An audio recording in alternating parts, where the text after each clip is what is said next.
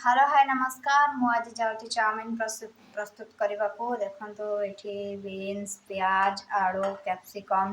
गाजर आलू काटी देछि और चाउमिन को वर्तमान गरम पानी रे पके देछि किछ समय गरम हवा पर चाउमिन को पकेदेली लुण और तेल पकेदेली ताको सिझिबा को छाड़ देली देखिए चाउमिन रो केमती प्रस्तुत होसला पर मु आपन को देखिबी वीडियो माध्यम रे फास्ट पैन रे मु करे बसेली करे गरम होला पर तेल पकेली कैप्सिकम और प्याज पकेली ताको छाड़दवा हल्का नाली होगा पर्यंत